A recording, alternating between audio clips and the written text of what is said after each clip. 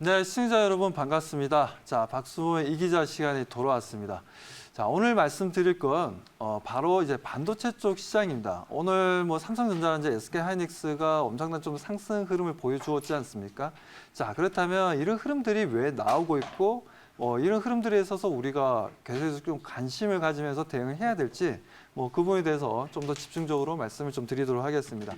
자, 일단 자료를 보시게 되면 자, 삼성전자가 그 1983년도였죠. 예, 처음으로 이제 기흥에 보시는 것처럼 반도체 사업장 기공식이 열리는 장면을 우리가 볼 수가 있는 부분들인데요.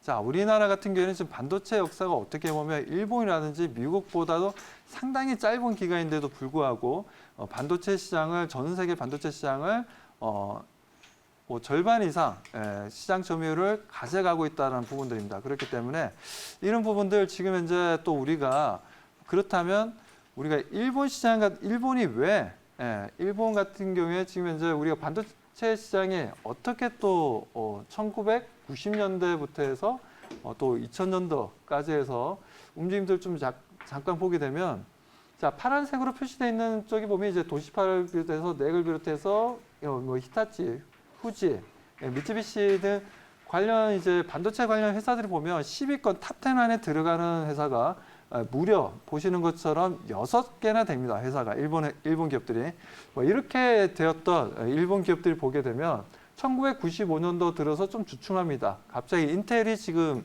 전 세계 1위로 좀 떠오르면서 보시는 것처럼 6개였다가 지금 4개로 좀 줄어든 부분이죠. 일본 기업들이. 자, 그리고 그에 대해 이제 모토로라든지 이때부터 이제 삼성이 조금 약간 두각을 나타내기 시작합니다. 자, 그리고 2000년도에 들어서는 이제 인텔이 1위를 하고 있고, 그 다음에 이제 도시바인데, 자, 삼성이 좀 더 추가적으로 좀 추격해서 올라가고 있죠. 자, 4위까지 올라가게 되고, 2000년도 들어서 일본 기업이 3개만이 존재하게 됩니다. 자, 이런 흐름들을 좀 보여줬던 부분들인데, 다음 자료 보면서 또 보도록 하겠습니다.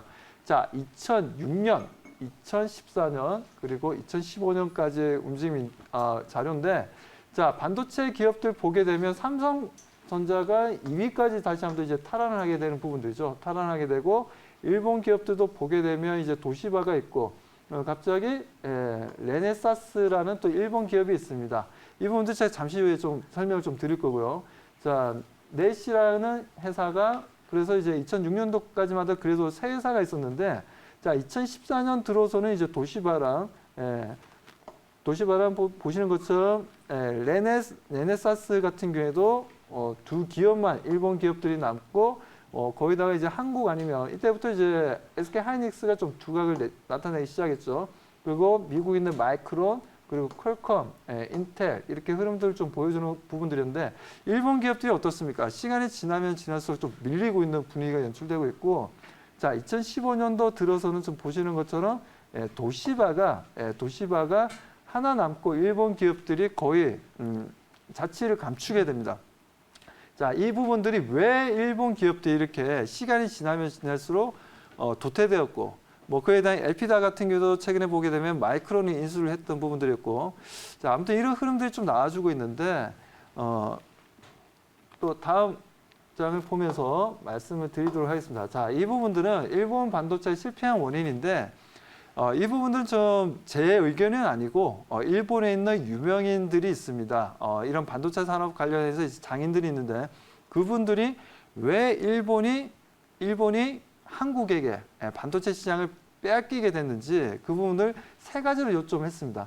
첫째는 이제 기술에 대해서 너무 집착을 했다고 보고 있는 부분들이고 실패했던 원인 중에 하나가 그리고 의사결정이 너무 민주적인 경영체제였다라는 부분들인데 이 부분들은 어떻게 보면 민주적인 경제체제 어떻게 보면 지금 삼성이라는 그룹이 그동안 노조도 없었지 않습니까? 노조도 없었고 어떻게 보면 이제 독단적인 결정을 통해서 회사를 이끌어갔는데 이 부분들이 오히려 반도체 산업 쪽에서는 긍정적이었다라고 좀 해석을 좀 한 부분들입니다. 자, 그리고 세 번째로는 정부의 헛발질이라고 나와 있는데 이건 바로 이제 일본 기업들이 워낙 안 좋다 보니까 이제 M&A를 실시를 했죠. 그 로드맵을 정부에서 정하고 그러니까 A라는 회사, B라는 회사 이렇게 합병하고 이런 부분들이 있는데 잠시 후에 자료를 보면서 말씀을 드리도록 하겠습니다.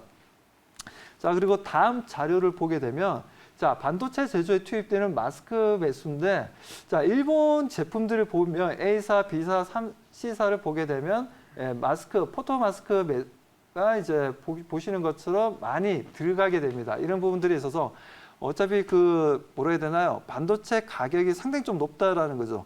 물론 지금 현재 뭐 일본 같은 경우는 기술력은 상당히 좀 뛰어나지만 가격이 너무 비싸다는 겁니다.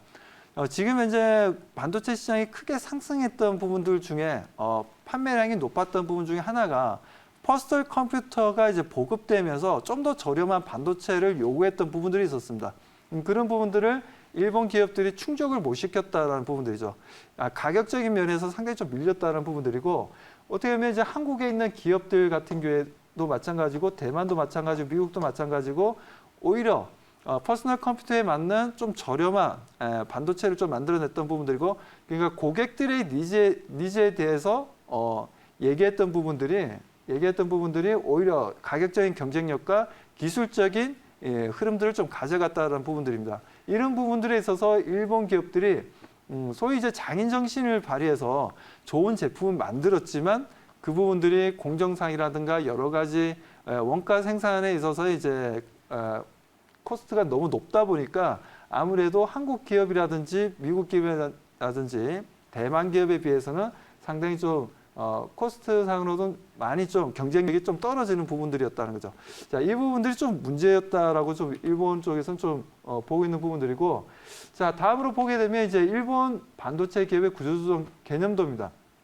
자, 그동안 이제 도시바라든지 후지라든지 넥이라든지 히타치라든지 미츠비시 같은 경우에도 보시는 것처럼 이제 일본 정부에서 이래서는 이제 일본 반도체가 무너지겠다라고 판단을 해서 인수합병을 정부에서 직접 로드맵을 만들게 되고, 그렇게 해서 탄생한 기업들이 르네사스라는 기업이 있고, 그에 따른 여기도 보시는 것처럼 이런 기업들이 좀 탄생을 하게 됩니다. 자, 이런 기업들이 좀 탄생을 하면서 중요한 건 이렇게 해서 성공을 했냐? 결국은 조금 전에 보셨던 정부의 헛발질이 있었다라는 부분들인데, 오히려 지금 현재 르네사스 같은 경우는 지금 현재 아예 존재감도 없고 아예 지금 알지를 못하는 회사가 된 부분들이죠. 그리고 이런 합병 구조를 만들었던 정부의 주도적인 움직임들이 오히려 경쟁력을 떨어뜨리는 현상도 좀 만들었다라는 겁니다. 자, 그런 부분들에 있어서 좀 많이 일본 쪽에서 후회하고 있는데, 자, 그러면서 이제 과거에 일본과 비슷한 상황이 좀 벌어졌죠. 자, 한국과 그리고 도전자인 이제 중국이 또 갑자기 중국 반도체 굴기라는 얘기가 나오면서 이런 흐름들을 좀 보여주게 됩니다. 자, 이런 흐름들을 보여줬던 부분들인데, 자, 다음 자료를 좀 보면서 말씀을 좀 드리도록 하겠습니다. 하지만 지금 현재 랜드 프레시 쪽을 우리가 보게 되면 일단 삼성이 전 세계 1위를 지금 현재 하고 있고요. 그리고 키옥시아라는 회사가 있습니다. 일본에. 지금 현재 미국 기업과 도시바의 반도체가 좀 합쳐져서 키옥시아라는 회사가 있는데, 여기가 지금 현재 랜드플래시 쪽에서는 2위를 하고 있고, 자, WDC 같은 경우에도 지금 현재 보면 3위를 하고 있고, 네 번째는 마이크론, 그리고 다섯 번째는 SK 하이닉스가 있는데, 최근 들어서는 이제 SK 하이닉스가 랜드플래시 시장, 인텔이 가지고 있는 시장을 인수합병하기로 했죠. 자, 10조이라는 어마어마한 돈을 들여서 인텔이 가지고 있는 낸드 플래시 시장을 좀 가져오게 된다면, 자, 둘을 합치게 되면 지금 현재 보게 되면 대략적으로 시장 점유율이 상당히 좀 시장 점유율을 끌어올릴 것으로 좀 보고 있습니다. 그렇기 때문에 동사의 움직임들을 우리가 좀 보면서 SK 하이닉스와 인텔의 합병을 통해서 낸드 플래시 시장에서 합병을 통해서 우리가 좀 볼 필요가 있다라고 좀 말씀을 좀 드리고 싶고요.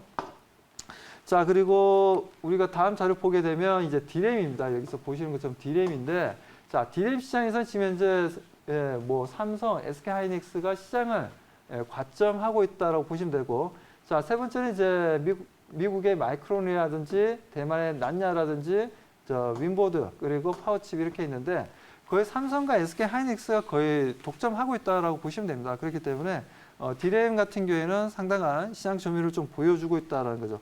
이런 흐름들이 좀 보여주고 있는데, 그렇다면 중국 같은 경우에 그동안 굴기를 하면서 여러 가지 로드맵을 만들면서 정부에서 주도적인 움직임을 보여줬고 얼마나 주도적이었냐면 투자 금액이 예를 들어서 5%만 가지고 있으면 95%가 대출이 됩니다. 그렇기 때문에 이런 흐름들이 좀 나와주고 있는 부분들입니다. 아무튼 지금 현재 좀 시간이 좀 안 되다 보니까 다 설명을 좀 드리지 못하는 부분들인데, 자, 이런 부분들은 시청자분들이 온라인으로 들어오시게 되면 여기서 다 얘기하지 못한 내용들을 온라인으로 들어오시게 되면 제가 다시 한 번 더 친절하게 다시 설명을 드릴 테니까요. 많은 분들 지금 현재 들어오셔서 반도체 시장이 정말 성장 가능하고 그에 대한 우리가 기대감이 있는지를 얘기를 한번 들어보시기 바랍니다. 자, 그렇다면 저는 여기까지 말씀드리고 온라인으로 다시 찾아뵙도록 하겠습니다.